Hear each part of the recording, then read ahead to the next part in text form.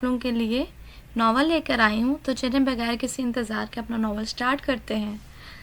मुझे माफ़ कर दो, मैं अब आइंदा ऐसा नहीं करूँगा। वो दर्द से कराहने लगा था अब, लेकिन मुकाबिल तो शायद उसे बख्शने के मूड में नहीं थी।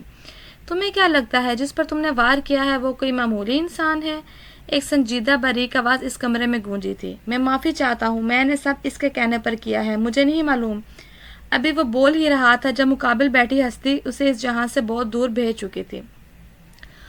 उसको दर्द से राहत मिल गई थी। वो मुस्कुराई और उठकर अपना पाँव तक आता कोट पहना, चेहरे पर मास्क लगाया और अपनी कमर पर कसी अबशार की तरह बहते बालों को जूड़े की शक्ल में कैद किया और कैप पहनी। वो ऐसा ही करती थी हमेशा। जब भी वो किसी को इस दुनिया से रुखसत करती थी, वो उससे पहले अपनी खूबसूरती उस पर जाहिर करती थी। वो जानती थी कि वो किस हद तक हसीन है और लोग हसीन चेहरों पर मरते हैं, और ऐसे उन्हें तकलीफ देना उसे पसंद था। आंखों में अजियत के साथ एक चाहत लेकर मरने वाले लोग उसे बहुत पसंद थे। वो गहरा मुस्कुराकर उस मुर्दा वजूद को देखकर बाहर की जानिब बढ़ी। कृष्णा, वो मर चुका है। उसे ऐसी जगह फेंकना कि उसकी लाश इसके घर वालों तक बआसानी पहुंच जाए। वो अपने खास आदमी को कहती वहां से निकल गई, जबकि वो इस हसीना के इस रोब पर गहरा मुस्कुराता अंदर की जानिब बढ़ा। कृष्णा वो वाहिद इंसान था जिसने इस लड़की की खूबसूरती को देखा था, और हैरत की बात यह थी कि वो जिंदा था, वरना इस लड़की के गैंग के जितने भी लड़कों ने उसकी खूबसूरती को देखा था वो इस दुनिया में नहीं थे।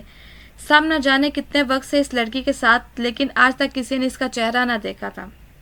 कृष्णा ने सामने पड़े इस वजूद को देखा, फिर फौरन पीछे हुआ। कितनी बेदर्दी से मारा था इस मासूम दिखने वाली लड़की ने। जिस्म से जगह जगह से खून बह रहा था, जबकि जिस्म पे जगह जगह सुराख हुए थे। वो ऐसा ही करती थी। वैसे तो वो किसी का कत्ल ना करती थी, लेकिन जब कत्ल करती थी खौफनाक मौत देती थी। और सामने पड़े वजूद के जिस्म पर जगह जगह दिखने वाले सुराख इस बात का मुंह बोला सबूत है कि वो उसे तड़पा तड़पा कर मार गई है। गंगा, वो अभी बाहर की जानिब बढ़ ही रही थी जब पीछे से किसी ने पुकारा। कई बार कहा है कि बाहर जाते वक्त पीछे से आवाज़ नहीं दिया करो। वो धाड़ी थी, जबकि पीछे खड़ा वजूद कांपने लगा। माफ़ करना, लेकिन अभी खबर मिली है कि हमारी गैंग के कुछ लोग पुलिस के हाथ लग गए हैं। हमें डर है कि कहीं वो मुंह ना खोल दे। बस इतनी छोटी और फजूल बात बताने के लिए तुमने मुझे रोका? वो धाड़ी, ये छोटी बात नहीं है गंगा, अगर समझी जाए तो बहुत बड़ी बात है।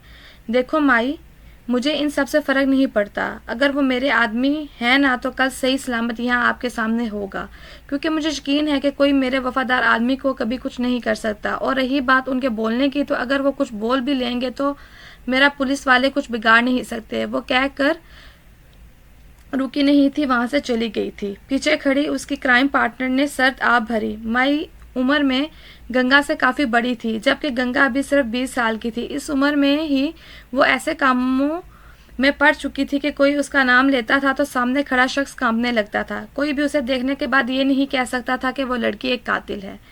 जल्दी आजा मनहूस, कहाँ रह गई? वो घर के बाहर खड़ी चीख रही थी, लेकिन मजाल थी कि घर से उसकी दोस्त बाहर आती। आ गई आ गई। वो अपना बैग एक साइड पहनते बाहर आई।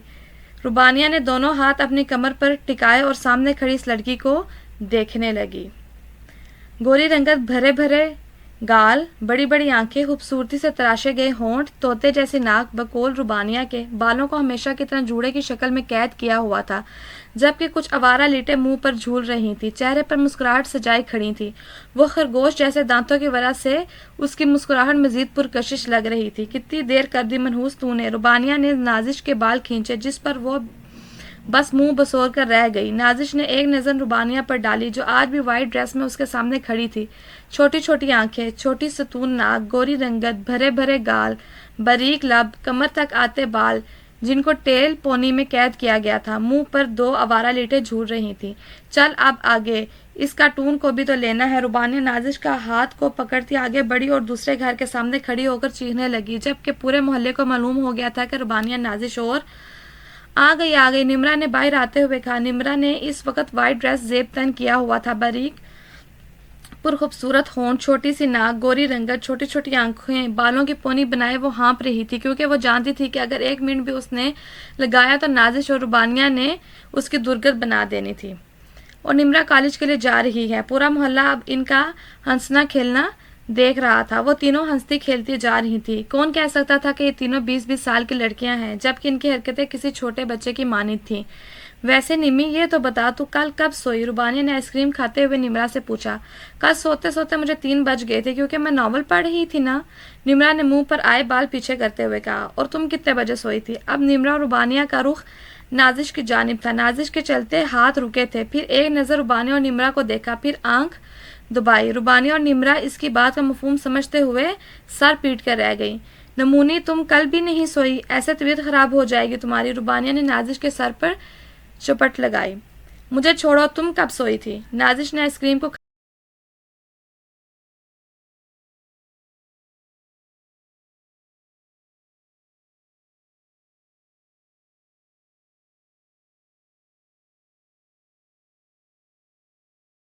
हम अभी पहले डॉक्टर के पास चलेंगे, फिर हम क्लास अटेंड करेंगे। नाजिश अपनी आइसक्रीम साइड में फेंकने के अंदाज में रखते हुए बैग उठाकर आगे बढ़ी, जबकि रुबानिया का हाथ एक नाजिश के हाथ में था, दूसरा निमरा के हाथ में। अब वहाँ का कुछ मंजर ऐसे दिखाई दे रहा था कि रुबानिया नीचे बैठी घसीटी जा रही थी और घसीटने वाले सिर्फ नाजिश और निमरा थे। इनके अलावा कोई ये हरकत भी नहीं कर सकता था। रुबानिया, ड्रामा नहीं कर, आज लास्ट प्रैक्टिकल है, फिर हमारी लाइफ चेंज हो जानी है। कॉलेज बंद, फिर ये दिन नहीं आने हैं। चेकअप करवा लो ताकि हम अच्छे से आज के दिन को एंजॉय करें, निम्रा ने गुस्से से कहा। पर वो रुबानिया ही क्या, जो मान जाए। वो वैसे ही ढीठ बनी बैठी रही, जबकि मुकाबिल भी निम्रा और नाजिश थी। वो भी कहाँ बाज आने वाली थी, वैसे ही घसीटती डॉक्टर तक ले गई। रुबानिया का वाइट ड्रेस अब इस वक्त ब्राउन प्लस ब्लैक हो चुका था, जिस पर रुबानिया ने अच्छा खासा मुंह बनाया था। रुबानिया के बार बार मना करने के बावजूद रुबानिया का चेकअप करवाया। निम्रा और नाजिश ने उसके बाद डॉक्टर साहब ने सब सही होने का बताया। फिर वहाँ हुआ यह था कि रुबानिया के हाथ में टूटी चेयर की एक लकड़ी थी और आगे निम्रा और नाजिश थीं, जो कि कभी ऊपर भाग जाती तो कभी वापस ग्राउंड फ्लोर पर आ जाती थी। पूरा कॉलेज खड़ा इन नमूनों को देख रहा था, पर इन तीनों को परवाह कहाँ थी। आखिरकार थक हार कर तीनों क्लासरूम में आई और प्रैक्टिकल देने लगी। प्रैक्टिकल देने के बाद तीनों क्लासरूम से निकली थी। पूरे कॉलेज को मालूम हो गया था कि निम्रा, रुबानिया और नाजिश का आज लास्ट डे है। तब ही वो तीनों एक दूसरे से खेलती बाहर निकल रही थी। मनहूस तोते, तूने मुझे कल कैसे अम्मी के हाथों मार खिलवाई थी? वैसे तो बहुत बोलती है कि जान हाजिर, कल कैसे दांत निकाल रही थी? मनहूस रुबानिया ने कॉलेज से निकलती ही नाजिश की गर्दन को दबोचा। रुबानिया, मेरी जान देख, माँ जो है ना, वो दुनिया की अजीम तरीन हस्ती है, अनमोल है, उसकी मार भी एक तोहफा। नाजिश ने कहकर गर्दन झुकाई थी। चल चल मनहूस तोते, मुंह मत बना, निम्रा ने नाजिश की नाक दबाते कहा था। हाँ बस क्या करूं, तुम्हारे साथ रहकर मुंह बनाने की गंदी आदत हो चुकी है, मुझे नाजिश ने मुंह बनाते हुए कहा। नाजिश वो चेक कर, रुबानिया ने एक तरफ हाथ का इशारा करते हुए नाजिश का ध्यान उस तरफ किया। नाजिश ने जैसे ही दूसरी जानिब देखा, रुबानिया ने पीछे से धक्का देकर नाजिश को कीचड़ में फेंक दिया। नाजिश संभली नहीं थी और मुंह के बल कीचड़ में गिरी थी। रुबानिया और निम्रा खड़ी हंस रही थी। रुबानिया ने हाथ झाड़ा और कंधा उचकाया। हाँ मनहूस औरत, तुम दोनों ने मेरा ड्रेस खराब कर दिया था ना, देखा कितना गंदा हो रहा है मेरा ड्रेस, हर जगह धब्बे लगे हुए हैं।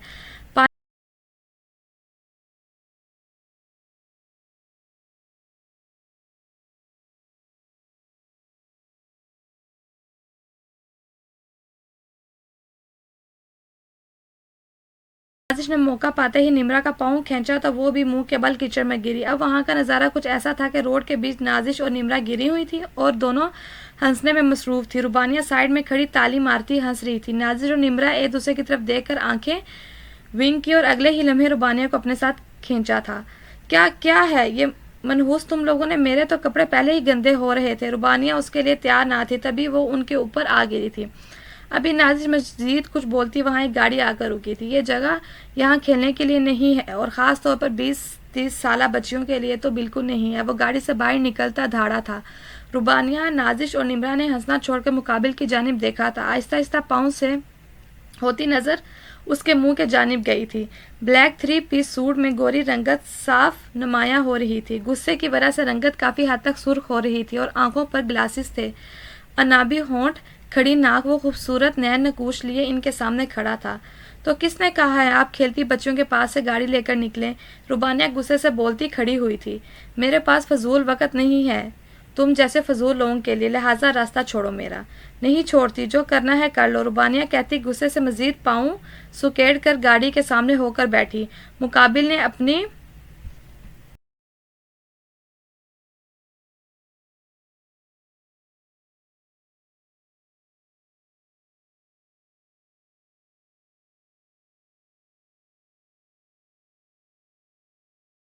वाली हरकतें जेब नहीं देती। घर रहो ना कि घर से बाहर निकलकर सबको पागल करो। वो रुबानिया को घूरता वापस गाड़ी में बैठ गया था। नाजिश लाल अंगारा होती आंखों से उसे घूर रही थी। जब वो रुबानिया को घूरता आगे बढ़ा तो रुबानिया उसे मुंह चिढ़ाना नहीं भूली थी। मुंह चिढ़ाती नाजिश और निम्रा का हाथ पकड़कर वो आगे की जानिब भागी थी। थोड़ी देर में तीनों का मूड फ्रेश हो चुका था। तीनों अपनी मस्तियों में मगन गली में दाखिल हुई थी। मोहल्ला एक बार फिर घरों से बाहर निकलकर इन पागलों को देख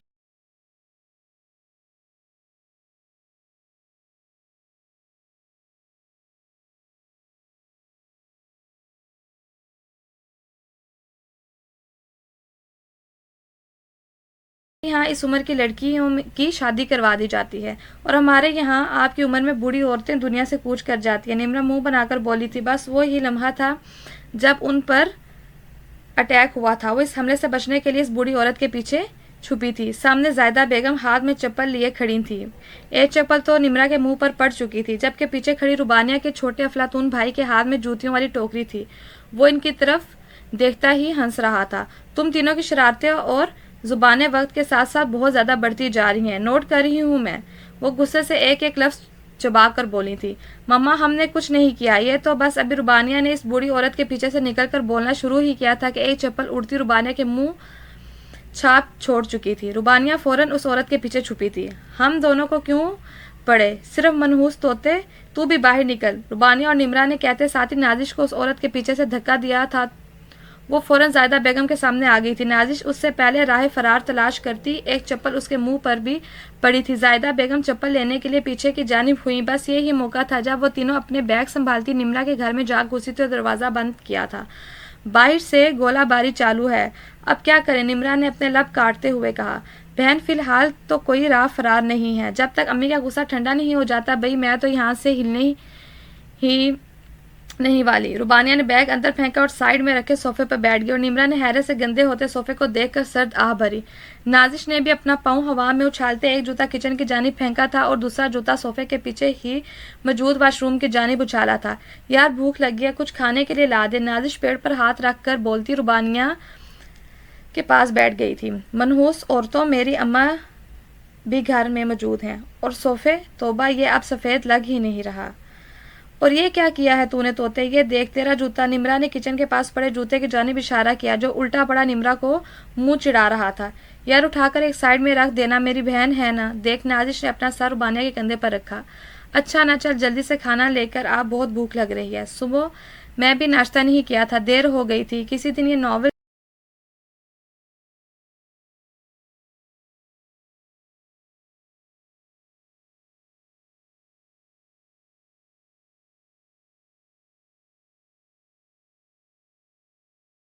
नाजिश का ही होगा। निम्रा की माँ कमर पर हाथ रखते ही नाजिश को घूरते हुए बोली, जिस पर नाजिश ने आहिस्ता से अपने सर को खम किया जैसे ये बहुत बड़ा एजाज हो और वो खुशी खुशी कबूल कर रही हूँ। उठो जल्दी से, मैं तुम तीनों के लिए खाना लगाती हूँ। इससे पहले अपना ये गंदा जूता उठाओ यहाँ से। निम्रा की माँ ने नाजिश को कान से पकड़ते हुए कहा, क्योंकि वो जानती थी कि अब वो तीनों यहाँ से बाहर नहीं जाने वाली। बाहर जायदा बेगम की गोलाबारी अभी भी चालू थी। उनका गुस्सा शाम तक ठंडा ना होने वाला था। हाँ हाँ, उठा रही हूँ। नाजिश मुंह बनाते हुए अपना एक जूता उठाया और एक हाथ से अपना नाक दबाया और दूसरा जूता उठाकर दरवाजे की जानिब फेंका जो कि उल्टे जा गिरे थे। तुम तीनों पुवड़ की पुवड़ ही रहना, कभी कोई काम ढंग से ना करना। निम्रा की माँ कहती दरवाजे की जानिब बड़ी थी और जूते सही से रखे थे। चलो यार, मैं तो अभी नहाने का इरादा रखती हूँ। निम्रा अपना कोई ड्रेस निकाल कर मुझे दे दे, नाजिश ने निम्रा के कमरे में दाखिल होते हुए कहा। नाजिश ने तो फिर भी निम्रा को कपड़े निकालने का कहा था, लेकिन रुबानिया वो तो निम्रा के कपड़े उठाकर वाशरूम में घुस चुकी थी। शुक्र बहन, तूने पूछना मुनासिब समझ लिया। इस बदतमीज लड़की की तरह कपड़े उठाकर वाशरूम में नहीं गई। निम्रा मुंह बनाती बोली। नाजिश मुस्कुराकर आगे बढ़ी और खिड़की के पास खड़ी हो गई, जबकि निम्रा कपड़े निकालने के लिए आगे बढ़ी थी। वो चेहरे पर संजीदगी सजाए ऑफिस में दाखिल हुआ था, लेकिन सामने बैठी लड़की पर नजर पड़ते ही उसने मुंह फेरा। ये कौन सा तरीका है, ये किस तरह के बेहुदा ड्रेसिंग की हुई है। मुकाबिल अपने पास खड़े मैनेजर पर धाड़ा था। सर, यही हमारे यहाँ का ड्रेस है जो कि कई सालों से ही चलता आ रहा है, मैनेजर ने कहा। अब मैं यहाँ आ गया हूँ, अब यहाँ का ये ड्रेस नहीं होगा। वह संजीदगी से बोलता अपने ऑफिस की जानिब बढ़ गया। मैनेजर भी उसके ही पीछे बढ़ा और पीछे से वो लड़की घूरती ही रह गई थी। ये कितना हैंडसम है यार, एक लड़की दोनों हाथ को अपने एक गाल पर रखते हुए बोली। तुम दोनों अपने काम की तरफ ध्यान दो, सर के ऊपर नहीं। बल्कि उन्होंने तुम्हें ऐसी हरकत करते देख लिया तो वो यकीनन तुम्हें यहाँ से रफू चक्कर कर देंगे, क्योंकि सर को ये बिल्कुल पसंद नहीं है। और कल से तुम लोगों का ड्रेस चेंज हो जाएगा, शलवार कमीज के साथ हिजाब होगा। सर ने अभी मुझे बताया है, मैनेजर ऑफिस से बाहर निकलता बोला था, जिस पर उन दोनों लड़कियों ने मुंह बनाया। मैंने तो सुना था कि ये बाहर लंदन से पढ़कर आए हैं, लेकिन मुझे तो नहीं लगता कि ये लंदन के रहने वाले हैं, यहीं से किसी गांव से उठकर आ गए हैं। दूसरी लड़की मुंह बसोर कर बोली थी। अगर तुम्हें कोई मसला है तो तुम मुझसे शेयर कर सकती हो, ना कि इनके साथ बैठकर शेयर करो। रहमान किसी काम से बाहर जाने के लिए ऑफिस से निकला था कि उनकी गुफ्तगू सुनता वहीं खड़ा हो गया। नहीं नहीं सर, मुझे ऐसा कोई मसला नहीं है, मैं तो बस वैसे ही क्या, यहाँ मैं तुम्हें बैठने की बातें करने के पैसे नहीं देता, काम करने के पैसे मिलते हैं। मैंने पहले सिर्फ सुना ही था कि पाकिस्तान में लोगों को हराम खाने की आदत है, लेकिन आज साफ साफ देख भी रहा हूँ कि वाकई सच में पाकिस्तान में लोगों को हराम खाने की आदत है। वो गुस्से से फंकारता वहां से निकल गया, जबकि मैनेजर इन दोनों लड़कियों को घूर रहा था। तुम जानती हो, अगर बॉस को ये मालूम हो गया तो वो तुम्हें इस दुनिया से गायब करवा देंगे। वो नहीं चाहते थे वो कि उनका पोता मजीद पाकिस्तान से बदगुमान हो, लेकिन तुम लोगों की हरकतें ऐसी हैं, मुझे लग रहा है कि वो मजीद पाकिस्तान से बदगुमान हो जाएंगे और वो यहाँ ज़्यादा देर नहीं रहेंगे। वो लड़कियां मुंह झुका गईं क्योंकि उन्हें अपनी जॉब अजीज थी, इसलिए खामोशी से बैठकर अपना काम करने लगी। सुबह सुबह इस लड़की ने दिमाग ख़राब कर दिया। और अब यहाँ आते ही लड़कियाँ, वो डैशबोर्ड पर मोबाइल फेंकता गुस्से से बोला था, पाकिस्तान की लड़कियां खुद को क्या समझती हैं, मेरे तो समझ में नहीं आता। अभी अपनी बातों में ही मगन था कि मोबाइल रिंग हुआ। मोबाइल उठाता वो कान को लगा गया। वालेकुम अस्सलाम। अल्हम्दुलिल्लाह बाबा, मैं बिल्कुल ठीक, आप बताएं आप कैसे हैं। इसके चेहरे पर मुस्कुराहट आई थी।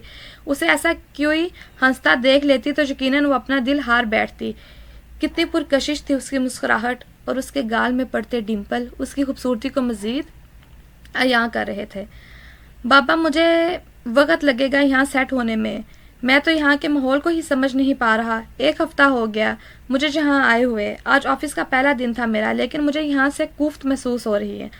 हाँ बाबा, मैं समझता हूँ ये हमारा मुल्क है, हमने कई कुर्बानियों के बाद इसे हासिल किया था, लेकिन आप जानते हैं कितनी अजियतनाक हकीकत जुड़ी हुई है इस पाकिस्तान से, जहाँ मैंने कितने अपनों को खोया था।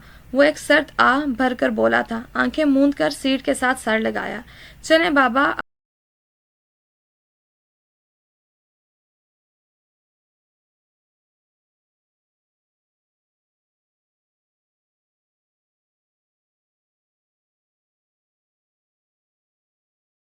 हाँ चलो, वो खड़े होते हुए बोली। रुबानिया ने नाजिश को हाथ से थामा। नाजिश का जिस्म इस वक्त बेहद गर्म हो रहा था, उसका लाल होता चेहरा उसकी तबीयत को साफ बयां कर रहा था।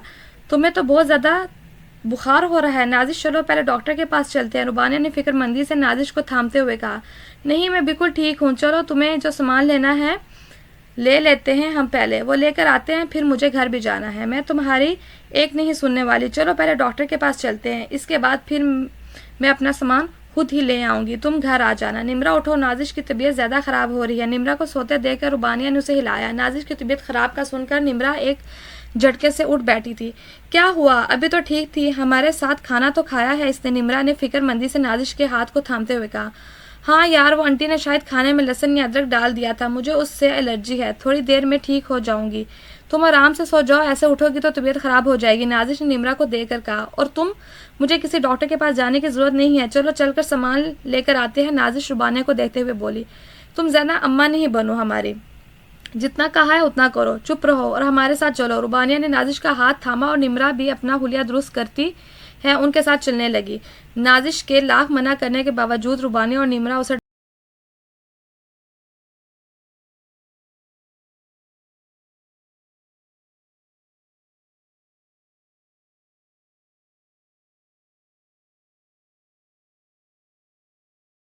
आने के बाद आसानी से यूनी में एडमिशन हो जाए। वो आगे बढ़ ही रही थी कि सड़क पर मौजूद होटल में से कोई भारी वजूद बाहर निकला था और रुबानिया उससे टकराई थी। अल्लाह, देखकर नहीं चल सकते क्या आप लोग? मुझे तो लग रहा है आप लोग आंखें घर छोड़कर आते हैं, तब ही तो लफंटरों की तरह लड़कियों से टकराते हैं। रुबानिया मुकाबिल को देखे एक एक लफ्ज़ को चुबा चुबा कर बोल रही थी। मुझे कोई शौक नहीं है तुम जैसी लड़कियों से टकराने का, जो कीचड़ में रहने का हुनर जानती हैं, वो तंजिया बोला। जानी पहचानी आवाज़ सुनकर रुबानिया ने अपना सर उठाया और यकीनन आप मुझसे अच्छी खासी सुनने के मूड में हैं। तब ही तो बार बार मुंह उठाकर मेरे सामने आ जाते हैं। लेकिन सुन लें, मेरा इस वक्त किसी को सुनाने का कोई मूड नहीं है। जिस दिन मेरा दिल चाहेगा मैं आपको अच्छा खासा सुना दूंगी। अच्छा, तो अब मैं आपके मूड के होने का इंतज़ार करूंगा। रहमान ने अपनी जेब से सिगरेट निकालते हुए उससे पूछा, जो उससे ऐसे बात कर रही थी जैसे मुकाबिल उसका कोई दोस्त हो। सिगरेट को देखते ही रुबानिया ने मुंह बनाया था।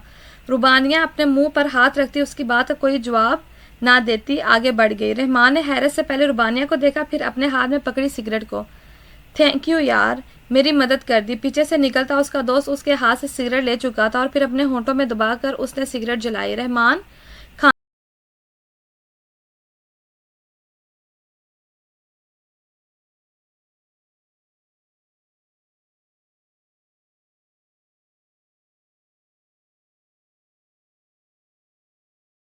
रहमान अपनी नीली आंखों पर ग्लासेस लगाता आगे बढ़ा था। वैसे रहमान हातिम शाह के चेहरे पर संजीदगी देखी जाती थी, लेकिन जब जब वो अपने किसी करीबी रिश्ते के पास होता था वो संजीदगी न जाने कहाँ जाती थी। वो सिगरेट फेंकता इधर उधर देखने लगा जब कोई उससे टकराया था। इससे पहले वो कुछ समझता, मुकाबिल उसकी बाहों में झूल गई। अली ने मुंह बसोर कर अपने हाथ में झूलती इस लड़की को देखा, फिर रहमान को जो संजीदगी से उसे ही देख रहा था। नाजिश निमरा पीछे से चीखती उसके पास आई थी और नाजिश को उठाने की कोशिश करने लगी। रुबानिया ने जब नाजिश का नाम सुना तो वो वापस भागी थी। नाजिश, नाजिश क्या हुआ है? रुबानिया और निमरा की हालत अब ऐसी थी कि वो रो देंगी। रहमान और अली तो उनके चेहरों को देख रहे थे।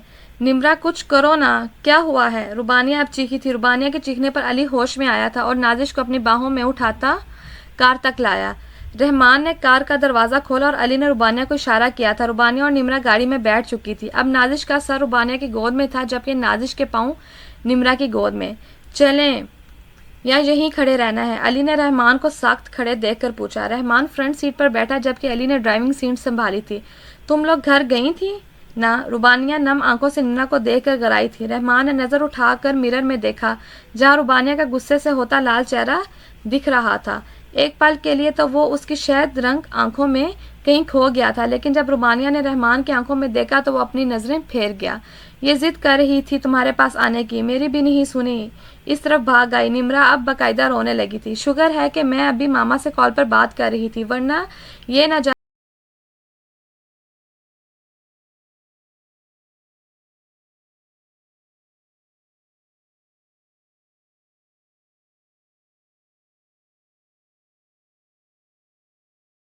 झपटी थी। अब गाड़ी का माहौल कुछ ऐसा था कि रहमान के बाल निमरा के हाथ में थे जबकि रुबानिया ने उसका मुंह दबोच रखा था।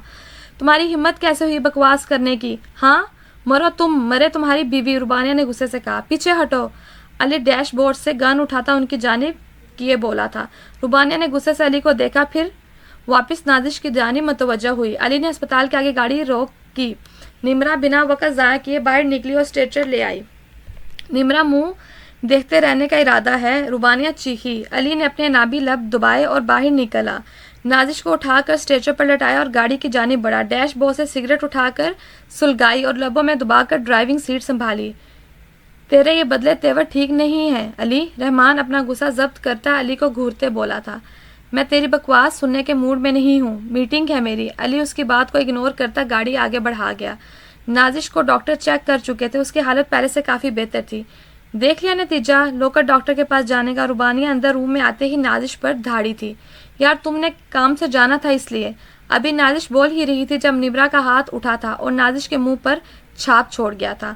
मनहूस औरत, जो इंजेक्शन इस हराम खाने वाले डॉक्टर ने लगाया वो ख़राब था। थोड़ी देर और हो जाती ना तो न जाने क्या हो जाता। निम्रा नाजिश पर धाड़ी थी। रहमान तो बस खड़ा उन्हें देख रहा था। जब पहले उसके बेहोश होने पर रो रही थी, अब उसे मार रही हैं। तुम्हें क्या मसला है? क्यों अपनी? अभी रुबानिया मजीद कुछ बोलती, रहमान ने उसके और अपने दरमियान का फासला पल में समेटा था। एक लफ्ज़ और नहीं। कब से तुम्हारी बकवास सुन रहा हूँ। गाड़ी में भी तुमने मुझ पर हाथ उठाया था। अब एक दफस और नहीं। और वो लाल अंगारा होती आंखों से उसको घूरते बोला था। एक पल को रुबानिया घबराई थी। मुझे मेरा मोबाइल दो। रहमान ने रुबानिया के हाथ में पकड़े मोबाइल को देख कर कहा। रुबानिया ने हैरत से रहमान को देखा, फिर मोबाइल को। मेरा ही है, क्योंकि गाड़ी से निकलते वक्त तुम अपना मोबाइल छोड़कर मेरा मोबाइल उठा लाई थी जो पीछे गाड़ी में पड़ा था। रुबानिया ने जैसे मोबाइल की स्क्रीन ऑन करके देखा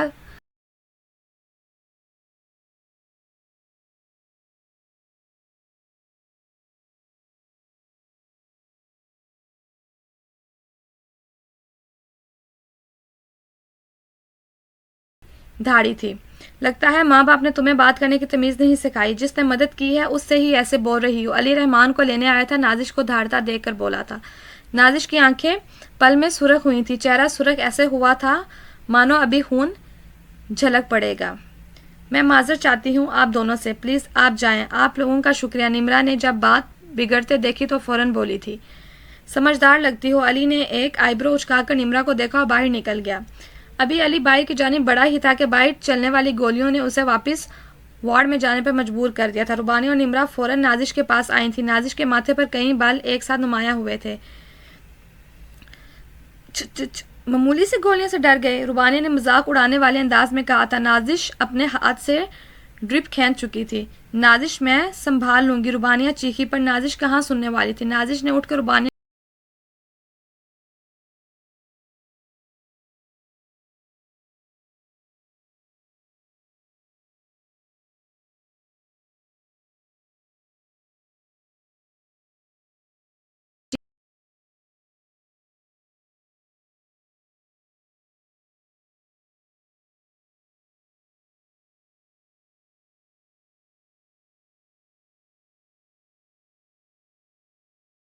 अब अपना सामान पैक करो, इससे पहले कि मामा पापा का वापस इरादा बदले।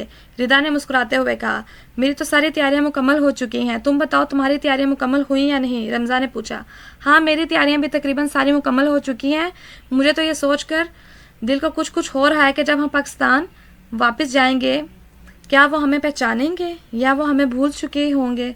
और डर भी बहुत है, अगर वो भूल गए हों तो नामुमकिन, वो हमें कभी भूल ही नहीं सकती। हमारी ज़िंदगी का एक अरसा उनके साथ गुजरा है और तुम जानती हो जो पल हमने उनके साथ गुजारे कितने हसीन और यादगार थे, वो हमें नहीं भूल सकती। उम्मीद तो यही है, बाकी हमारा रब वारिस। चलो सोते हैं, फिर फ़्लाइट के लिए भी तो निकलना है रात में।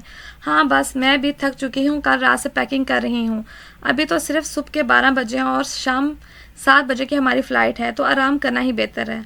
हाँ तुम आराम करो, मैं भी आराम करने के लिए जा रही हूँ। दोनों उठती अपने अपने कमरे में चली गईं। रिदा और रमज़ा भी नादिश वालों के साथ हुआ करती थी, लेकिन उनके दिन ब दिन बढ़ती शरारतों को लेकर रिदा और रमज़ा के घर वाले काफ़ी परेशान थे। इसीलिए रिदा और रमज़ा के घर वालों ने उन्हें पढ़ने के लिए कनाडा भेज दिया था। उन्होंने 8वीं जमात तक तो साथ पढ़ा था, लेकिन आगे की स्टडी कनाडा से की थी।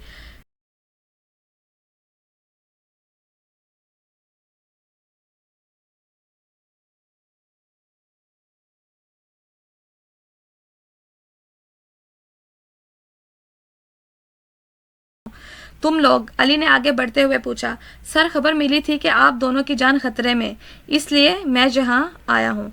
जाके अपने इस बॉस से बोल दो मुझे इनकी सिक्योरिटी की कोई ज़रूरत नहीं है, मैं अपनी हिफाजत खुद कर सकता हूँ। दफ़ा हो जाओ यहाँ से। अली थाड़ा।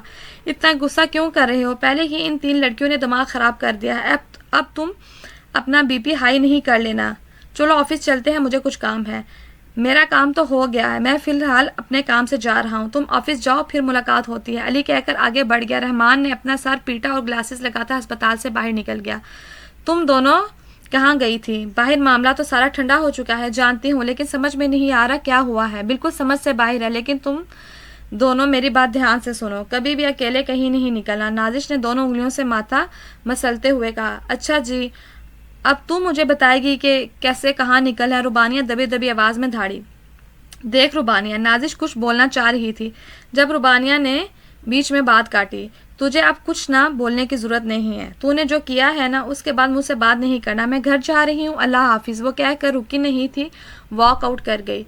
तुम उसके साथ चलो, मैं आ रही हूँ, नाजिश ने बेड के जानिब बढ़ते हुए कहा। रुबानिया रुबानिया सुनो, क्या हुआ है? कुछ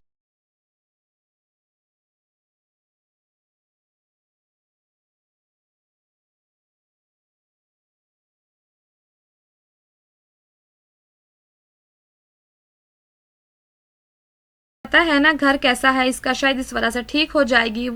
वो जब हमारे साथ होती है तो वो सब कुछ भूल जाती है। तुम जानती हो जब हमारे साथ हो तो वो मुस्कुरा रही होती है, वैसे कभी वो मुस्कुराई नहीं है, जानती हो ना? निम्रा ने रुबानिया का हाथ थाम कर कहा। हाँ यार, जानती हूँ सब, पता नहीं कब तक ये सब कुछ चलेगा। अच्छा खैर, ये सब कुछ छोड़ो, चलो हम घर चलते हैं, वो आ जाएगी, रुबानिया ने मुस्कुरा कर कहा और आगे बढ़ी। निम्रा भी रुबानिया के हमरा चलने लगी। गंगा, तुम इस वक्त यहाँ क्या कर रही हो? तुम जानती हो ना तुम्हें इस वक्त कहाँ होना चाहिए?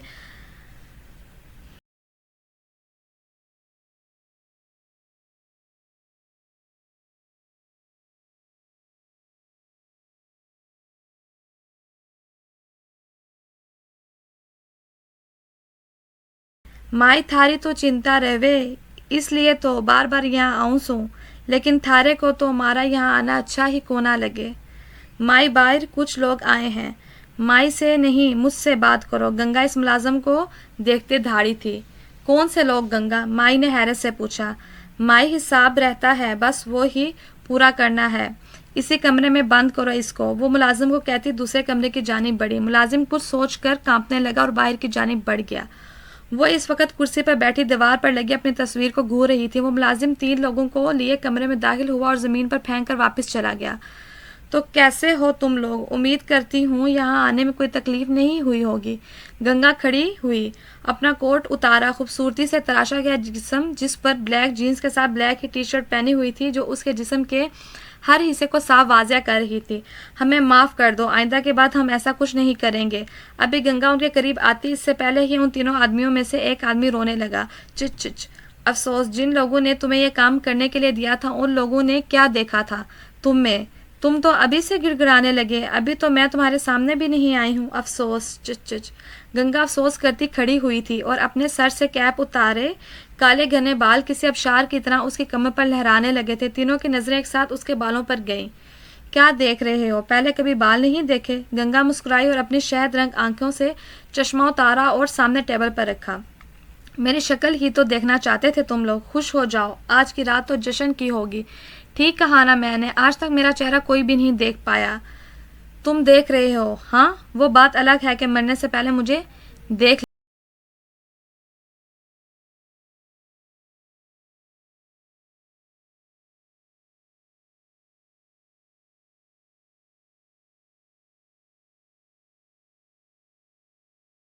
हो। बाय बाय, इससे ज्यादा नहीं। गंगा मुस्कुराई और अपना हाथ घुमाया और उसके गले पर चलाया। उसकी आंखों में क्या नहीं था? चेहरा देखने की हसरत, छूने की हसरत। उसे मरता देखकर गंगा को अपने अंदर सुकून उतरता महसूस हुआ था। दूसरे आदमी की जानिब बढ़ी तो उसकी आंखों में डर, खौफ देखकर गंगा गहरा मुस्कुराई और तीसरे आदमी की जानिब बढ़ गई। वो आदमी तो उसके बालों में कहीं खो गया था। किस हद तक खूबसूरत थे। अंधेरे कमरे में भी वो बासानी उसके बालों को लहराता देख रहा था। उसकी चमकती आंखें साफ दिखाई दे रही थी।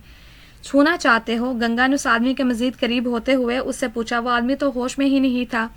क्या था आखिर ऐसा इसमें? दुनिया की सबसे ज्यादा खूबसूरत लड़कियां भी तो उसने देखी थी। कितने गैर कानूनी काम उसने किए थे, कितनी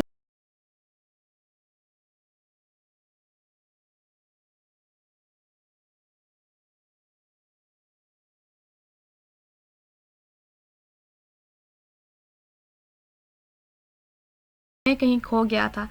मैंने पूछा, छूना चाहते हो? गंगा ने अपनी कही बात वापस दोहराई तो आदमी ने इस बात में सर हिलाया। गंगा गहरा मुस्कुराई और एक बार फिर से अपना उसने हाथ घुमाया और एक तेज धार चीज उसके गले पर लगी और वहीं ढह गया। गंगा पहले आदमी की जानिब बढ़ी, जिसकी आंखों में अभी भी उसे डर दिखाई दे रहा था। गंगा ने नफी में सर हिलाया और उसके करीब हुई।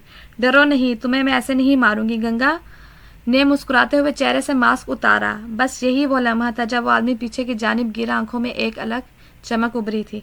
मैं जानता था तुम अक्लमंदी का मुजाहरा करोगी। डील करते हैं। डील तो होगी, ज़रूर होगी, लेकिन अंदाज मेरा होगा। गंगा घुटनों के बल बैठी उस आदमी के चेहरे के करीब हुई और उसका हाथ पकड़ा। वो आदमी ना समझी से बस उस लड़की को देख रहा था, जिसके चेहरे पर देखने में भी संजीदगी के कोई तासुरात नहीं दिख रहे थे। चेहरे पर मुस्कुराहट थी, मासूमियत थी, एक अलग सी चमक थी। आखिर कैसे वो किसी का कत्ल कर सकती थी? बस और यही लम्हा था। वो अपना काम कर गई थी। अब कमरे में उस आदमी की चीखें गूंजने लगी थी। वो आंखें बंद किए टेबल पर बैठ गई और उस आदमी के खामोश होने का इंतजार करने लगी। जैसे जैसे आवाज़ें मद्धम होने लगी, चेहरे की मुस्कुराहट मजीद गहरी होती गई। एक सुकून सा अपने अंदर उतरता महसूस कर रही थी। दरवाज़ा खुला और कोई अचानक अंदर कमरे में दाखिल हुआ। गंगा अपना मुंह फेर गई। चेहरे पर सर्द तासुरात बिखरे थे। अपना मास्क उठाया और चेहरे पर लगाया। अंधेरा होने के बायस अंदर आने वाला गंगा को बिल्कुल भी ना देख पाया था। गंगा ने अपना कोट उठाकर पहना और अपने बालों को कैप में छुपाया। किसकी हिम्मत हुई है ऐसे अंदर आने की? गंगा धाड़ी। माफ़ कीजिएगा, लेकिन वो माई मुलाजिम के कहने की देर थी कि गंगा अपने सर पर पाँव रखे दौड़ी थी और एक बार फिर अपना हाथ घुमाया था और हाथ का घुमाना उस मुलाजिम के लिए खतरनाक साबित हुआ था। वो एक पल में वो ज़मीन पर गिरा और गंगा के पैरों में खून बहने लगा। कौन कह सकता है वो मासूम दिखने वाली लड़की कातिल है? उसकी ये मासूमियत ही तो हमेशा उसका काम आती थी। एक बार फिर वो पास पड़े इन 3 आदमियों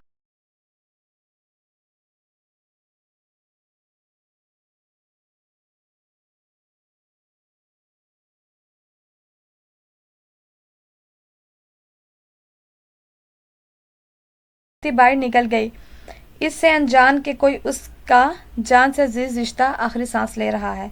कितनी मासूम हो ना तुम, कितना तड़पा रही हो मुझे। वो अपनी नीली आंखों में एक हसीन चेहरा बसाए शिकायत कर रहा था। रहमान आगे बढ़ा और दीवार पर लगी तस्वीर पर हाथ रखा था।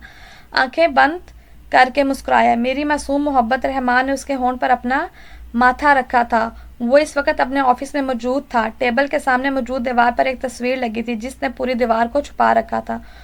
वो मासूम सी दिखने वाली बच्ची जिसे छोड़कर जाना पड़ा था उसे, और उसके बचपन की तस्वीर आज तक उसके पास थी। पाकिस्तान आने की वजह भी वो ही लड़की थी, वरना वो कभी पाकिस्तान वापस ना आता। अभी वो अपनी सोचों में ही गुम था जब ऑफिस का दरवाज़ा खुला और बिना लिहाज के अली अंदर दाखिल हुआ। तुम्हें शर्म आनी चाहिए, किसी की प्राइवेसी डिस्टर्ब करते हो। ओह, मुझे क्या पता था तुम्हारे अंदर का आशिक बाहर आया हुआ है।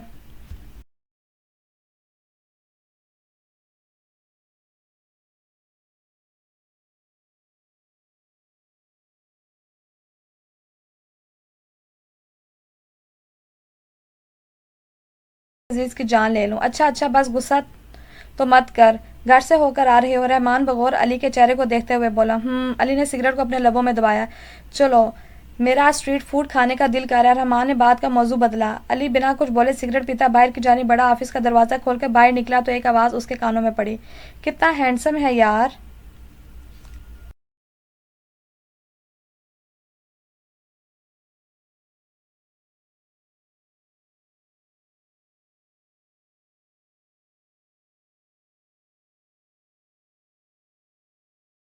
उस लड़की पर झुका था।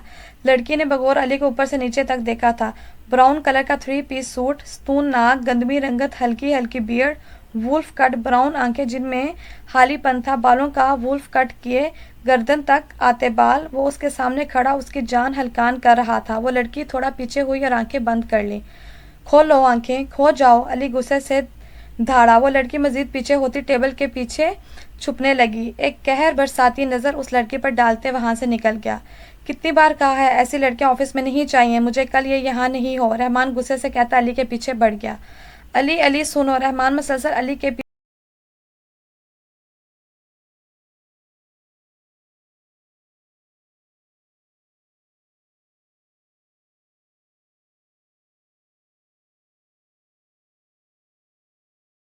थी। ठीक है चलो, नाजिश ने बिना सोचे जो अब दिया और उठकर रुबानिया के साथ चलने लगी। अपने घर के पीछे मौजूद गैराज में से दोनों ने अपनी बाइक ली और दोनों ने हेलमेट पहने एक दूसरे को चैलेंज करती नजरों से देखा और आंखों पर हेलमेट के शीशे किए और बाइक को एक पल में वो मैं रोड पर ले आई थी। रुबानिया की बाइक जैसे ही रोड पर आई तो किसी गाड़ी के साथ रगड़ते वो आगे।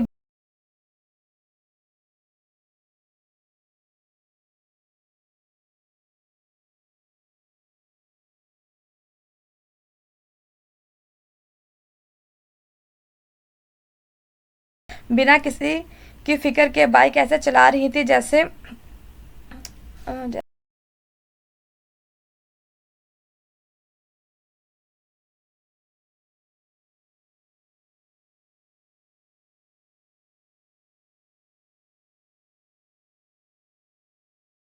नाजिश एक साइड की स्माइल करती बोली। रुबानिया बिना कुछ सोचे समझे बाइक निकल कर ले गई। पीछे अली अभी गाड़ी से बाहर निकलता दूसरी बाइक वापस हवाओं से बात करती आगे बढ़ी थी। पकड़ो इनको। ट्रैफिक पुलिस की गाड़ियां इन दोनों बाइकर्स के पीछे बढ़ने लगी थी। नाजिश, ये तो हमारे पीछे आ रहे हैं, एक नहीं पता नहीं कितनी गाड़ियां। रुबानिया ने एक नज़र पीछे देकर कहा। तू फिक्र नहीं कर, तुझे कोई कुछ भी नहीं कहेगा। नाजिश कहती अपनी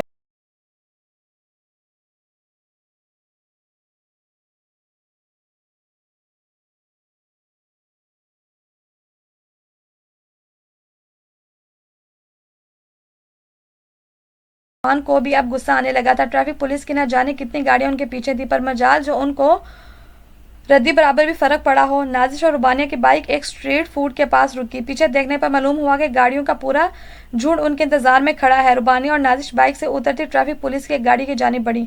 नाजिश झुककर कुछ बात करती पीछे हुई तो वो गाड़ियां वैसे ही वापस चली गईं। अली अपना गुस्सा जब्त करता बाहर निकला और नाजिश के मुकाबिल खड़ा हुआ और उसकी बाजू को दबोचा।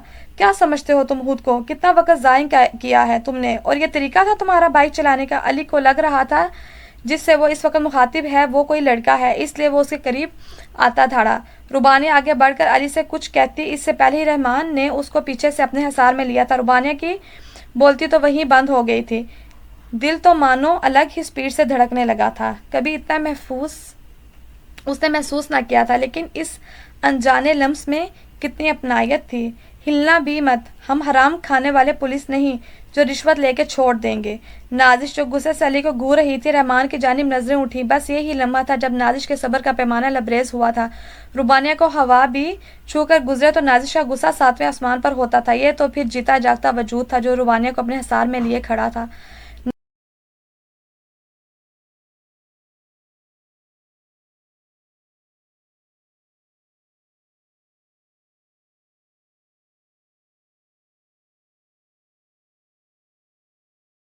गिरफ्त से रुबानिया आजाद हुई तो रुबानिया होश की दुनिया में लौटी थी। नाजिश क्या हुआ है, रिलैक्स। रुबानिया इस वक्त कुछ गलत नहीं करना चाहती थी, क्योंकि वो जानती थी कि ये इन दोनों के लिए खतरनाक साबित होना था।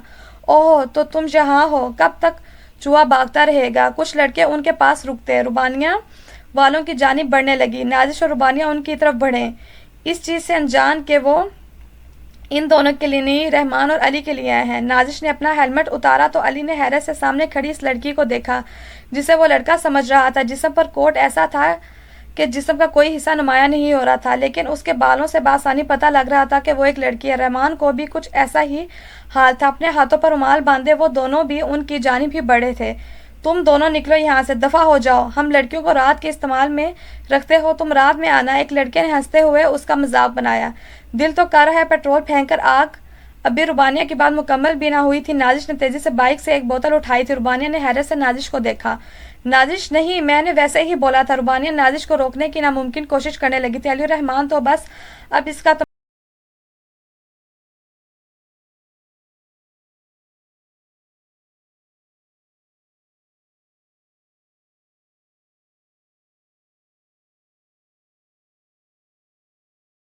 हाली के और रुबानिया का हाथ थामती पीछे हुई। एक लड़के ने अपने जिस्म से उठती खुशबू को सूंघा तो वो चीख उठा, पेट्रोल पेट्रोल। बाकी दो लड़कों की तो जान ही निकलने को थी।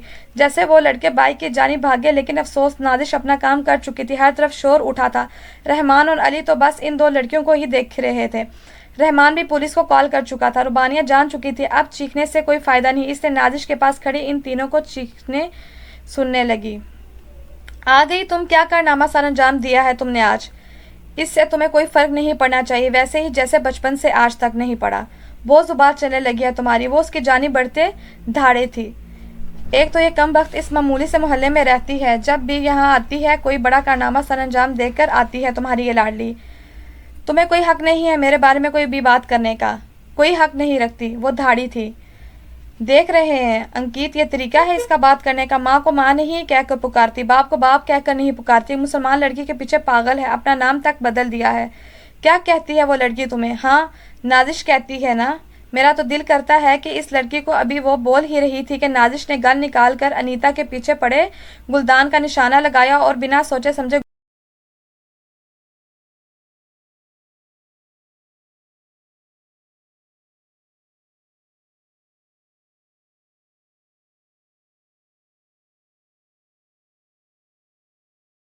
चुपचाप तुम्हारी मार खाती मर जाऊंगी, समझे? और शायद ये भूल रहे हो तुम दोनों कि तुम दोनों मेरे रहमो करम पर यहाँ रह रहे हो, और एक मिनट लगाऊंगी इस घर से बाहर फेंकने में, समझे? ये कत्ल तुमने पब्लिक प्लेस में किया है, इस बार मैं कुछ नहीं कर सकता। अंकित ने नाजिश को जाते देखा तो फौरन बोला था, वो मुझ पर छोड़ दो। बिजनेस में जो नुकसान हुआ, जो इन्वेस्टमेंट कर रहे हो, उसकी डिटेल आकर मुझे दो। मीटिंग रूम में मेरा इंतजार करो, मैं आ रही हूँ। वो कहकर सीढ़ियाँ चढ़ने लगी। कब तक ये जिंदा रहेगी? कब तक इसको मारना है? अनीता ने अंकित को दर्द से कराते देकर पूछा। अनीता, कुछ वक्त सब्र करो, बहुत अड़ रही है। ये ज़मीन पर ऐसा फेंकूंगा ना कि याद रखेगी। मुझे ये नहीं पता चलता इसको हमारी हर चाल का पहले ही कैसे पता होता है। कहीं हम पर नज़र तो नहीं रखती ये? नहीं नहीं, हमारे दोनों के अलावा कोई भी नहीं होता आसपास, लेकिन फिर भी इस कमबख्त को न जाने कैसे पता चलता है। जो भी है इसको जल्दी ही ठिकाने लगा देंगे। अब चलो, मीटिंग रूम में सब आ गए हैं। अंकित, जो हमने पैसे लिए हैं, अगर इसको पता चल गया तो तुम खुद भी टेंशन ले रही हो और मुझे भी दे रही हो। फिलहाल चलो यहाँ से। वो अपना कोट उतारकर सोफे पर बैठी थी। आंखें बंद की तो वो दो लड़के उसकी आंखों के सामने आए। गर्दन की रगें उभरी थी। वैसे तो गंगा मोटी ना थी, बस हड्डियां ही थी, लेकिन न जाने ताकत कहाँ से आ जाती थी इसमें, जो अकेली खड़ी रहकर भी सबका मुकाबला कर जाती थी। वो एक हिंदू घर से ताल्लुक रखती थी। माँ बाप को तो उसने हमेशा चाचा और चाची से मार खाते देखा था। कुछ भी करने की कोशिश करती तो उसकी माँ रोक देती थी कि ये बड़ों का मामला है। एक दिन जब गंगा स्कूल गई और वापस जब घर आई तो क्यामत खेज था। घर का माहौल, घर के मुलाजिम जगह जगह मुर्दा पड़े थे। कदम कदम लेती माँ बाप के कमरे में आई तो सामने माँ बाप की लाश देखी। चाचा चाची तो मीडिया के सामने अपना रोना रो रहे थे, लेकिन गंगा के सीने में जलती आग भड़कने लगी थी। अंकित ने ये सब कुछ जायदाद के लिए किया था, लेकिन गंगा के बाप ने पहले ही सारी जायदाद गंगा के नाम कर दी थी। 18 साल के होने तक वो इस जायदाद पर हक ना रखती थी, लेकिन जैसे जायदाद उसके नाम हुई तब से ही अंकित और अनीता के बुरे दिन शुरू हो गए थे। बुरे वक्त में रूबानी और निमरा ही थी जो उसके अपने पास रखती थी, जिनके दरमियान रहकर उसे कभी नहीं पता चलता था कि वे हिंदू मजहब की है। जैसा प्यार रुबानिया और निमरा को मिलता वैसा ही उसको मिलता हमेशा। गंगा ने आंखों में आई नमी को बेदर्दी से साफ किया और उठकर वॉशरूम की जानिब बढ़ गई। तुम लोगों को जितना बोलना है उतना करो। पैसे आधे आधे अंकित ने मीटिंग रूम में बैठे हुए सब लोगों से कहा। वो सर फिरी है, गोली मारते वक्त भी नहीं सोचती। अगर उसे हमारे सच के बारे में पता चल गया तो, इनमें मौजूद एक आदमी बोला, कुछ नहीं पता चलेगा, वो बिजनेस से बेखबर है। आज भी बेवकूफ़ ने पब्लिक प्लेस में कत्ल कर दिया है। आते हैं होंगे गिरफ्तार करने, इससे पहले ये प्रॉपर्टी पेपर पर साइन लूंगा। आज उसका खेल भी ख़त्म करना है। अंकित ने मुस्कुराते हुए कहा। राम राम, कैसे हैं सब लोग? वो बिना लिहाज के दरवाज़ा खोलती अंदर दाखिल हुई। सबके चेहरे पर एक मुस्कुराहट थी। वो इस वक्त सफ़ेद रंग के सादे से लिबास में उनके सामने खड़ी थी। चेहरा मेकअप से पाक गोरी रंगा जिसमें लाल सुर्खी गुली हुई थी। चेहरे पर एक अजीब सी मुस्कुराहट और आंखों में अलग चमक थी। बैठे बैठे वो कहती टेबल की मेन कुर्सी के पास गई जहाँ अंकित बैठा था। अंकित ने गंगा को देखा, फिर उसका इशारा समझते खड़ा हुआ। मेरी बच्ची का ही हक है यहाँ। अंकित ने झूठी मुस्कान चेहरे पर सजाए कहा। बस बस दूर रहो और मीटिंग शुरू करते हैं, गंगा ने मुंह बसोरते हुए कहा। गंगा, इस महीने हमने इस कंपनी के साथ इन्वेस्ट। अभी वो बोल ही रहा था कि गंगा ने अपने हाथ में पड़ी गन सामने टेबल पर रखी और इस आदमी को देखकर आईब्रो उचकाए। मतलब साफ था गंगा का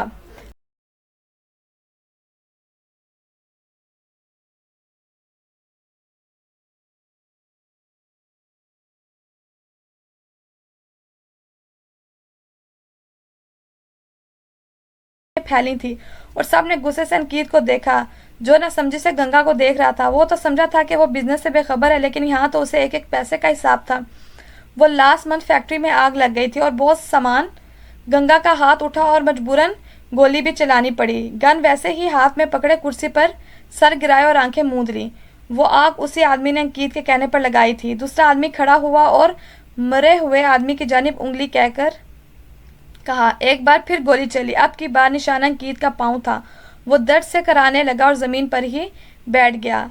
कल करती हूँ ऑफिस का विजिट। और रही बात मैंने आज जो कत्ल किया उसकी फ़िक्र आप लोग नहीं करें, मैं हूँ अपनी फ़िक्र करने के लिए। गंगा ने एक कहर बरसाती नज़र अंकित पर डाली और फिर बिना कुछ बोले वहाँ से निकल गई। तुम तो कहते थे ये बिजनेस के मामले में कुछ नहीं जानती, तो ये क्या हुआ? ये तो एक एक रुपये का हिसाब लगाए बैठी है। वहाँ खड़ा आदमी गुस्से से बोला। तुम लोगों की बातों का कोई जवाब नहीं है फिलहाल, इसको लेकर चलो। अनीता ने अंकित को उठाते कहा। फिर वो सब अंकित को लिए बाहर की जानिब बढ़े। पेशेंट अभी बेहोश है, गले का कट गहरा नहीं था, इसलिए घबराने की कोई बात नहीं है, डॉक्टर ने रहमान के कंधे पर हाथ रखते हुए कहा, जो 1 घंटे से अली के होश में आने की दुआ कर रहा था। अपने हाथ की वो बैंडेज करवा चुका था। अब फिक्र थी तो सिर्फ अली की, जो 1 घंटे से बेहोश था। खून ज्यादा बहने की वजह से उसका चेहरा जर्द पड़ने लगा था। कौन है वो लड़की? और ऐसे सरेआम कत्ल? जब पुलिस आई तो सीसीटीवी की फुटेज भी गायब। ऐसा कैसे मुमकिन है? वो हमारे सामने ही दोनों, फिर पुलिस की गाड़ियां आते ही गायब भी हो गई थी। वो उलझ गया था। कुछ सेकंड सिर्फ इन दोनों लड़कियों से नजरें हटी थी, फिर वापस जब देखा तो वो दोनों नहीं थी वहाँ। फिर अली का बेहोश जाना उन सबको अपनी तरफ मुतवज्जा कर गया था और बस वही मौका था कि इनकी बाइक्स भी वहाँ ना रहीं। अली होश में आने लगा था। रहमान अली के करीब हुआ। क्या ब्रो, एक हल्के से कट की वजह से बेहोश हो गए और एक लड़की से हार गए? हैरत हो रही है मुझे, रहमान ने अली को उठते देख कर कहा। अली मुस्कुराया और खिड़की की जानिब देखा। मुझे वहाँ की फुटेज ला कर दो, मैं भी तो देखूँ आखिर कौन है वो लड़की जिसकी इतनी हिम्मत कि अली के ऊपर वार कर गई। इस बात को ज़्यादा नहीं बढ़ाना चाहिए हमें, क्योंकि गलती हमारी थी। हमें लगा था कि वो लड़के हैं। हमने जिस तरीके से उन्हें पकड़ा था, कोई भी लड़की होती तो इसका यही रद्द अमल होता, और पाकिस्तान की लड़कियों का तो ख़ास तौर पर ऐसा ही रद्द अमल होता। वो तो थप्पड़ मारी देती। थप्पड़ की बात अलग है रहमान। तुम्हें पता है ये कट कितनी महारत से मारा गया है। एक पल को तो मुझे लगा था जैसे उसने अपना हाथ छुड़वाने की कोशिश की है, लेकिन उसके हाथ में पकड़ा गया स्पिनर न जाने ऐसा क्या था उसमें। दिखने में तो आम था, लेकिन एक स्पिनर के गले पर लगने से कट, ये तो मुमकिन ही नहीं है। देखो, तुम उसे एक कातिल की नज़र से देख रहे हो, एक आम लड़की की नज़र से देखो तो कोई बड़ी बात नहीं। क्या पता स्पिनर खराब हो चुका हो, इसलिए ऐसा हुआ हो। उस लड़की ने किसी कातिल की तरह मुहारत से हाथ चलाया था। तुम्हें क्या लगता है मैंने अपने इतने साल इस दुनिया में ऐसे ही गुजार दिए? अली ने रहमान की तरफ देखा और तंजिया मुस्कुराया। जहाँ पर अब तुम अपना कातिल वाला दिमाग इस्तेमाल करना छोड़ दो। वो आम सी लड़की है और उसका रद्द-ए-अमल आम था, और उसको इन लड़कों को आग लगा देना आम था। बोलो कैसे? बिना झिझक उसने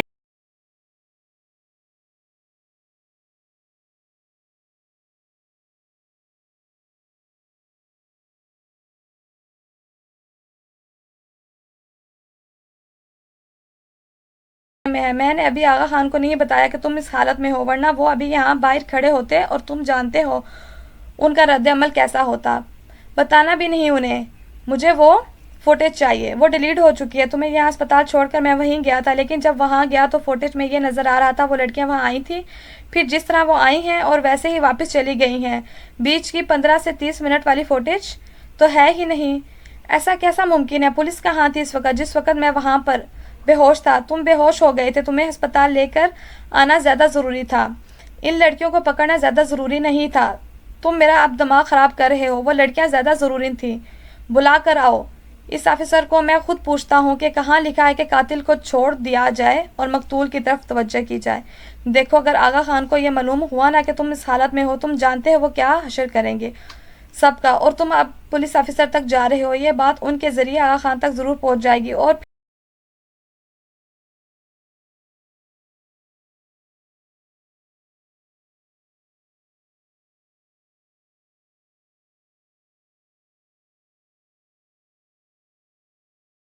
फौरन आंखें खोली और अपना सर झटका। मैं काम से जा रहा हूँ, तुम आराम करो, शाम में यहीं से तुम्हें लूंगा। कुछ दिन मेरे घर पर ही रुक जाना। आगा खान के सामने इस हालत में तुमने नहीं जाना, और इन्फॉर्मेशन भी मिल जाएगी। अली ने सिर्फ इतना कहना ही मुनासिब समझा और खामोश हो गया। रुबानिया, तुम यहाँ क्या कर रही हो? वो कमरे में दाखिल हुआ तो रुबानिया को अपने बेड पर उल्टा लेटे देखा। मैं इस वक्त कुछ कहने के मूड में नहीं हूँ, इसलिए चुपचाप मुझे लेकर चलो, कुछ सामान लेना है मुझे। अब कौन सा सामान तुम्हारा बाकी है जो तुमने लेना है? वो हाथ बांधे उसकी तरफ देख कर बोला। तुम चल रहे हो या मैं किसी और को लेकर चले जाऊं? रुबानिया ने जच होते हुए कहा। हाँ हाँ, चल रहा हूँ, मुझे भी किसी से मिलना है तो तुम्हें भी साथ में लेकर चलता हूँ। तुम चलो बाहर, मैं बाइक की चाबी लेकर आता हूँ। किससे मिलना है तुमने? रुबानिया ने अपना दुपट्टा सेट करते हुए कहा। और बाइक नहीं, चल कर जाना है, मौसम बहुत अच्छा है। तुम भूल चुकी हो उसे, जुबैर ने आगे बढ़ते हुए कहा। कौन है ऐसा जिसे मैं भूल चुकी हूँ? रुबानिया ने एक आईब्रो उचकाई। चलो मिलते हैं उससे, क्या पता पहचान लो उसे, और क्या पता ना पहचान सको। पहेलियां नहीं बुझाओ, सही तरीके से बताओ कौन है वो। रुबानिया को अब सही मायनों में गुस्सा आने लगा था। कुछ देर हुआ, पहले वाकया और फिर नाजिश कैसे गायब हो जाना और फिर अम्मी का सामान लाने का कहना। उसका दिमाग घुमा रहा था। उसका बस नहीं चल रहा था कि सामने खड़े इस शख्स को जान से मार डाले, जो जवाब देने की बजाय पहेलियां ही बुझा रहा था। यार वो यहाँ नहीं रहता, मुल्क से बाहर रहता है, अभी आया है। पहले यहाँ बचपन में रहता था। जुबैर ने घर से बाहर निकलकर दरवाज़ा बंद किया। रुबानिया ने अपने दिमाग पर जोर डाला तो उसे कुछ याद ना आया। कंधे उचकाती आगे बढ़ने लगी। थोड़ी देर बाद दोनों एक रेस्टोरेंट के बाहर खड़े थे। रुबानिया ने एक गाड़ी देखी तो माथे पर दो छोटे बाल पड़े थे। यही खड़े रहकर नहीं मिलना, आगे जाना है, अंदर। वो अंदर इंतजार कर रहा है हमारा। चलो। जुबैर रुबानिया को अपने साथ लिए रेस्टोरेंट में दाखिल हुआ। सामने खड़े शख्स को देख रुबानिया के माथे पर बेशुमार बाल पड़े थे और फिर मुंह मोड़कर खड़ी हो गई। आप इससे बात कर लो, मैं वहाँ खड़ी आपका इंतजार कर रही हूँ। रुबानिया ने बिना मुकाबिल की जानिब देखे कहा और छोटे से गार्डन की जानिब बढ़ी। जुबैर, ये कौन है? रहमान ने हैरानी से पूछा। जो बचपन में हमारे साथ होती थी वही है ये। जुबैर ने मुस्कुराते हुए रुबानिया को देखकर जवाब दिया। रहमान को तो अपनी समातों पर यकीन ही ना हो रहा था कि उसने क्या सुन लिया। क्या यही थी वो जिसके लिए वो पल पल मरता रहा बचपन में? इसलिए इसके लिए रोता था। वो इसको छोड़कर मुल्क से बाहर जाने के लिए तैयार ना था, लेकिन उसके घर वाले रहमान को ज़बरदस्ती यहाँ से ले गए थे। आंखों में एक अलग सी चमक उभरी थी, लेकिन फिर नज़र जुबैर पर पड़ी, जो आंखों में ना जाने कौन सा जहां लिए रुबानिया को देख रहा था। रहमान ने गुस्से से आंखें बंद किए और फिर जुबैर की तरफ मुतवज्जो हुआ। उसका रुबानिया को ऐसे देखना एक आंख ना भाया था। वो जो उसके बचपन की तस्वीर को अपने सीने से लगाए घूमता था, आज तक उसने किसी को ना दिखाई थी, और वो आज ऐसे बिना हिजाब के सबके सामने खड़ी थी और सबकी नज़रों में आ रही थी। और तुम बताओ क्या करते हो आजकल? रहमान ने ज़ुबैर को मुसलसल रुबानिया को घूरते देखा तो ज़ुबैर को अपनी तरफ मतवज्जा किया।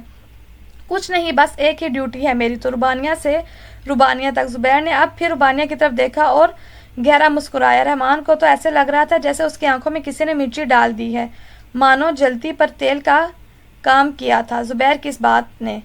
मुझे किसी काम से जाना है, तुमसे फिर मुलाकात होगी। रहमान ने ज़बरदस्ती मुस्कुराते हुए ज़ुबैर से हाथ मिलाया और फिर एक नज़र गुस्से से रुबानिया को देख कर वहाँ से निकल गया। करली बात, कितने फजूल लोगों से तुम्हारी जान पहचान है और ख़ास तौर पर इस इंसान से तो मुझे सख्त नफरत है। रुबानिया ने मुंह बसोरा और बिना ज़ुबैर की बात सुने आगे की जानिब बढ़ गई। ज़ुबैर इससे पहले कुछ बोलता वो रुकी।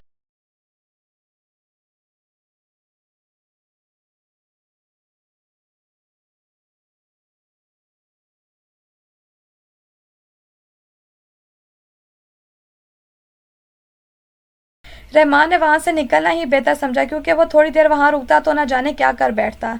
रहमान किसी पागल इंसान की तरह इधर उधर घूम रहा था। गाड़ी कभी इधर लगती तो कभी उधर। याद आ रहा था तो बस ज़ुबैर का रुबानिया को देखना। किस हद तक पुरसकून होकर वो उसे देख रहा था। पागल सर फिरी लड़की, लगता है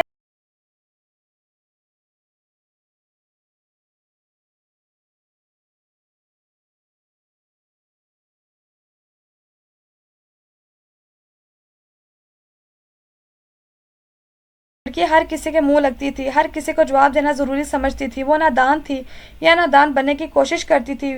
वो इस दुनिया को नहीं जानती थी क्या? ऊपर से उसका बेहिजाब होना रहमान को मज़ीद गुस्सा दिला रहा था।